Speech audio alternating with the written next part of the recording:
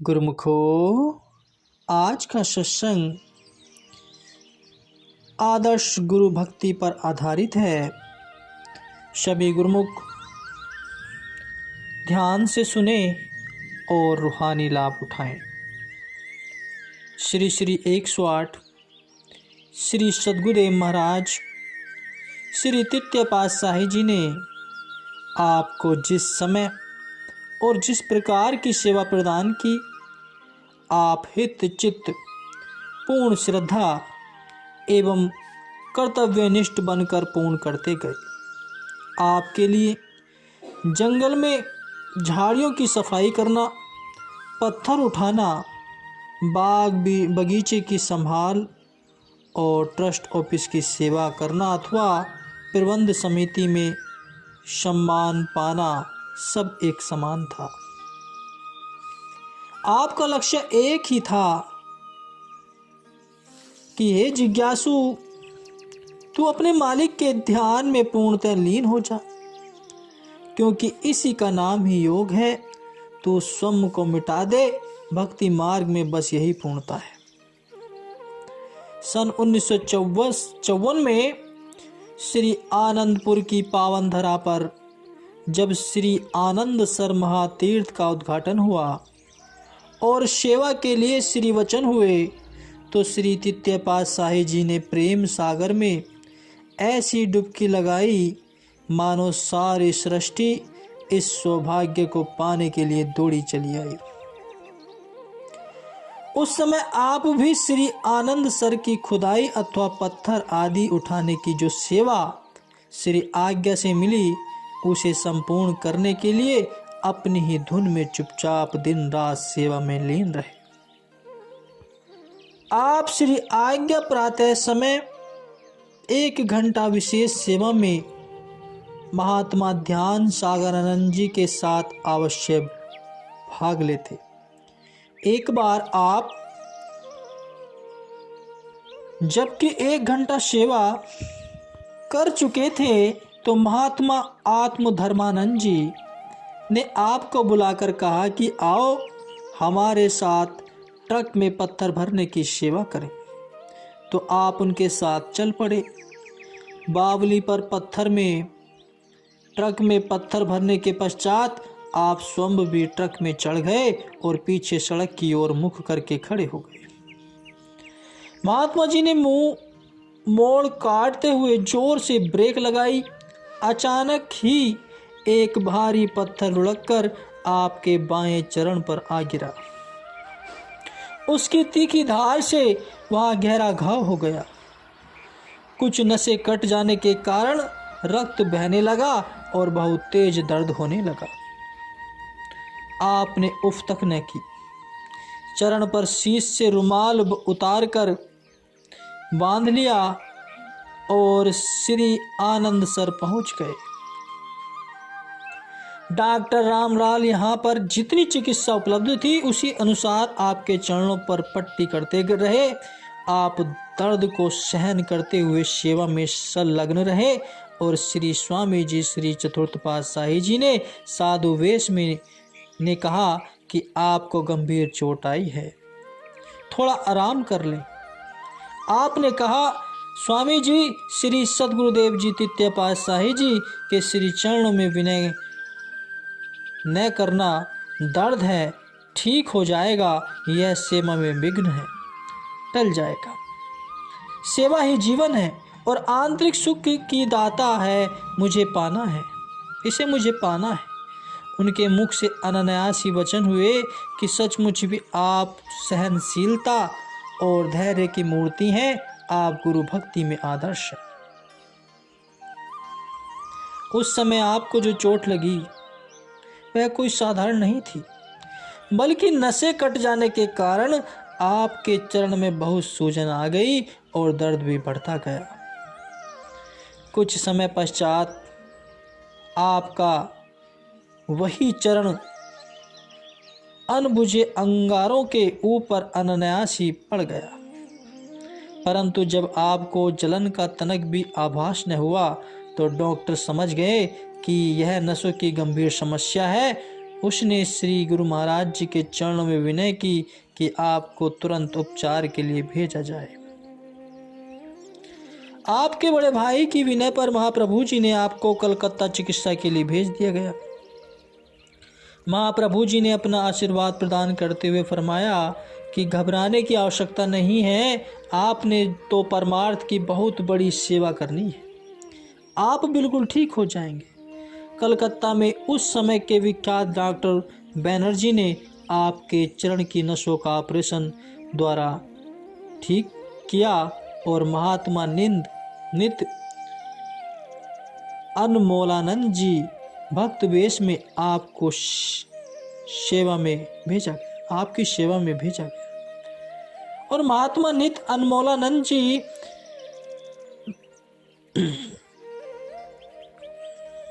इस प्रकार आप चिकित्सा करवाकर वापस श्री आनंदपुर लौट आए और पुनः सेवा में लग गए। आप श्री आनंद सर की सेवा में श्री सद्गुरुदेव जी महाराज जी के श्री दर्शन करते हुए भाग्य सराहते कि ऐसा सौभाग्य करोड़ों जन्मों की तपस्या से भी प्राप्त नहीं होगा। श्री सद्गुरुदेव महाराज जी सारे उद्धार के लिए अवतरत लगे हुए हैं। मन में ऐसे विचार उठ ही रहे थे कि श्री गुरु महाराज जी ने श्री आनंद सर के तट पर कृपा फरमाई। ऊपर तपता सूरज अपनी प्रचंड किरणें बिखेर रहा था। आपने पास में खड़े महात्मा जी से छाता लिया और भक्त बख्शु जी को कहा कि श्री गुरु महाराज जी पर इससे छाया कर दो। भक्त जी थोड़ा हिचकिचाने लगे। आपने फरमाया, डरो मत, अगर श्री सद्गुरुदेव महाराज जी कुछ पूछें तो आप हमारा नाम ले लेना। भक्त जी ने वैसा ही किया। महाप्रभु जी द्वारा पूछे जाने पर भक्त जी ने आपकी ओर संकेत कर दिया तो श्री तित्यपाद साई जी महाराज ने फरमाया कि एक दिन आएगा जब दुनिया इनके लिए छत्र झुलाएगी और ये स्वयं लाखों पर छत्र इच्छा करेंगे कि धुरधाम से ले पैगाम इलाही, सतगुरु जग में आते हैं। गुरु भक्ति मग अति कठिन है, कुर्बा हो चल दिखलाते हैं। सेवा है अनमोल निधि, तन प्राण से बाजी लगाते हैं। गुरु आज्ञा व सर्वस्व समर्पण जीवन ध्येय बनाते हैं। बढ़ते जाए परमार्थ पथ पर निस्वार्थ पाठ पढ़ाते हैं। दिव्य गुण संपन्न सतगुरु के युग युग चरित गुण गाते हैं। महापुरुष सर्व समर्थ त्रिगुणातीत होते हुए भी मृत्यु लोक में अवतरित होकर मानव लक्ष्य सिद्धि के सभी नियम धर्म कर्म करते हैं। कठिनाइयों से जूझते हुए बाधाओं को मुस्कुराते हुए पार करते हैं। साधारण जनमानस को आदर्श गुरु भक्ति से लक्ष्य सिद्धि का मार्ग सुझाते हैं। इसी प्रकार श्री आनंद सर की सेवा में जुटे रहने पर समय अनुसार जहाँ जहाँ श्री सेवा की श्री आरती आज्ञा होती तन प्राण से निभाते। श्री आनंद सर की सेवा के साथ साथ श्री परमहंस अद्वैत मंदिर की नींव श्री सद्गुरुदेव महाराज जी श्री तित्यपाद साई जी ने रखी।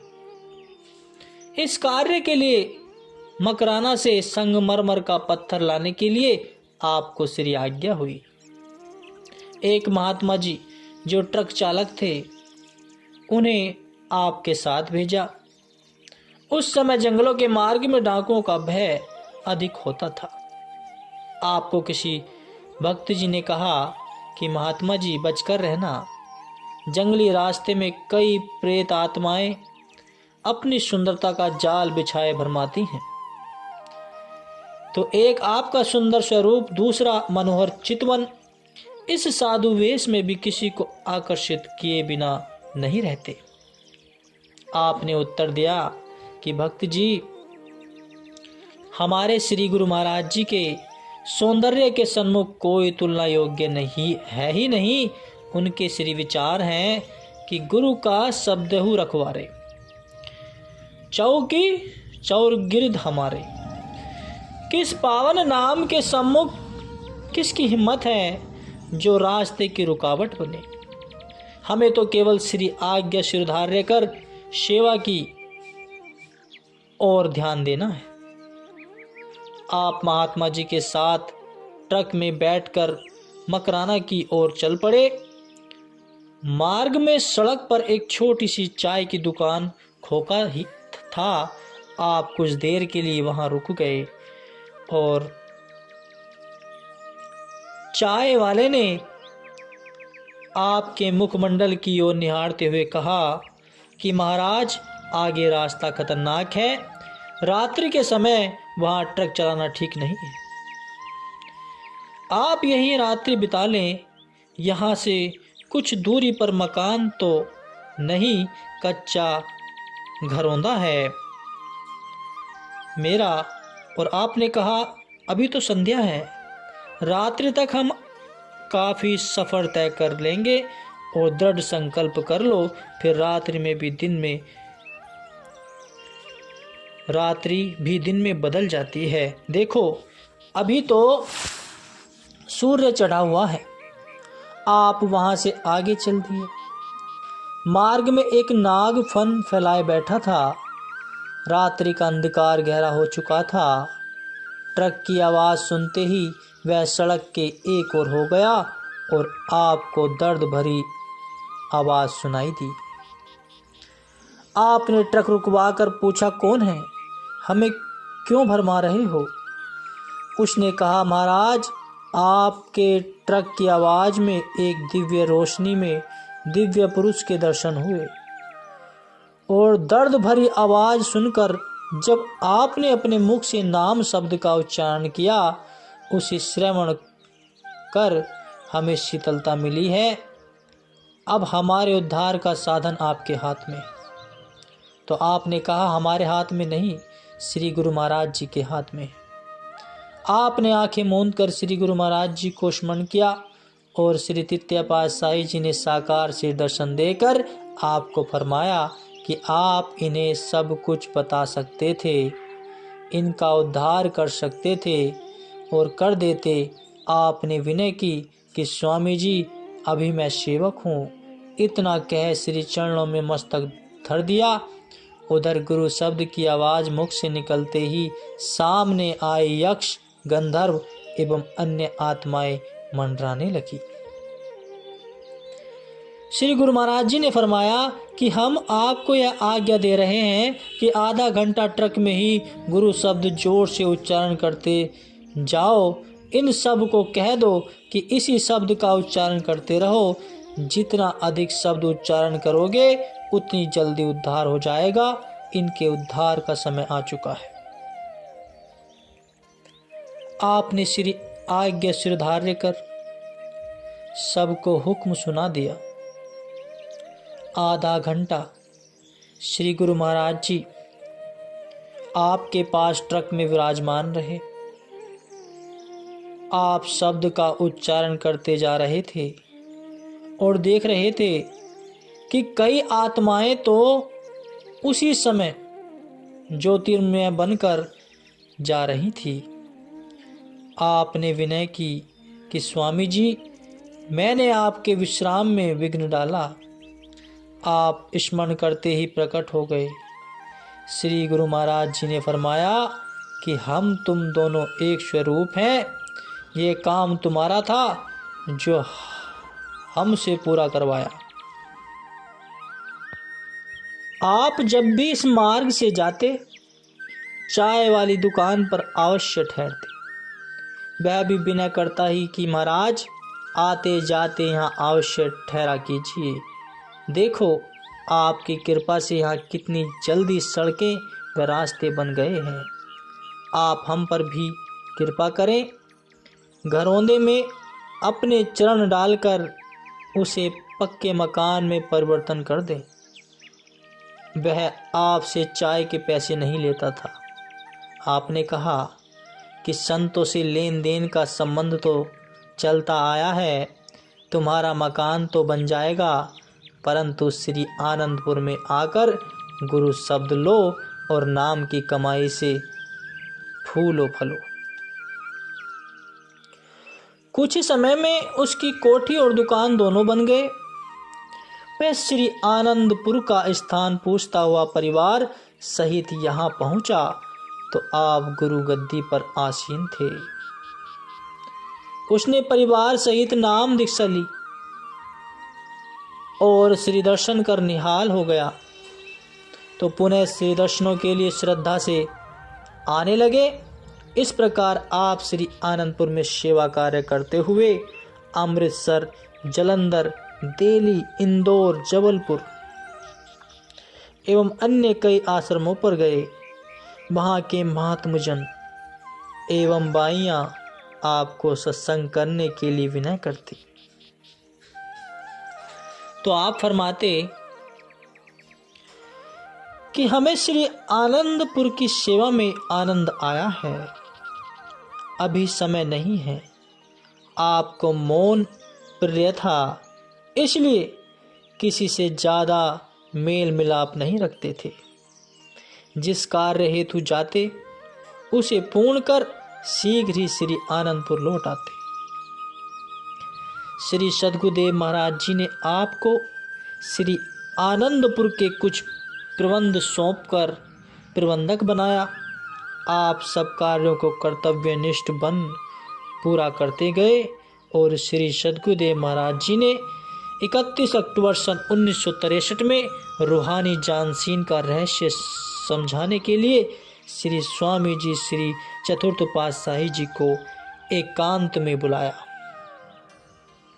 उन्हें रूहानी रहस्य समझाने के साथ साथ यह भी फरमा दिया कि श्री स्वामी जी श्री पंचम पातशाही जी का नाम लेकर इन्होंने परमार्थ का अत्यधिक काम करना है, इनका विशेष ख्याल रखना है। 30 जनवरी सन 1964 में अंतिम बार श्री द्वितीय पातशाही जी महाराज ने श्री आनंदपुर से प्रस्थान किया और श्री कार अभी गेट से बाहर निकली थी कि आपको वहां खड़ा देख महाप्रभु जी, जो सेहत अति सुकोमल होने के कारण लेटे हुए थे, एकदम उठकर बैठ गए। तकिए के पास रखे हुए 2 आम भोग लगाकर आपको दिए और आंखों ही आंखों में ओझल होने का संकेत भी कर दिया। आपके नयनों से अश्रुधारा बहने लगी। देव पूरक तत्वदर्शी शिष्य को श्री स्वामी जी श्री चतुर्थ पातशाही जी स्वयं भी जानते थे। श्री वचनानुसार गुरु गद्दी पर आसीन होकर श्री सद्गुरुदेव महाराज जी श्री चतुर्थ पातशाही जी इन्हें विशेष दृष्टि से देखते थे। अपने समय में इन्हें सर्व अधिकार देकर उच्च पद सौंपने आरंभ कर दिए। श्री दरबार के मुख्य प्रबंधकों की समिति में भी आपको प्रमुख बनाया और श्री दरबार के सभी बड़े बड़े कार्यों की जिम्मेदारी आपको सौंप दी। स्वयं निज मुख से फरमाते थे कि ये श्री पंचम पातशाही जी बड़े गुरुमुख हैं, ये हमें बहुत प्रिय लगते हैं, आज्ञा पालन में तत्पर हैं, सब काम सच्चाई, खैर गवाही एवं नेक नियत से करते हैं।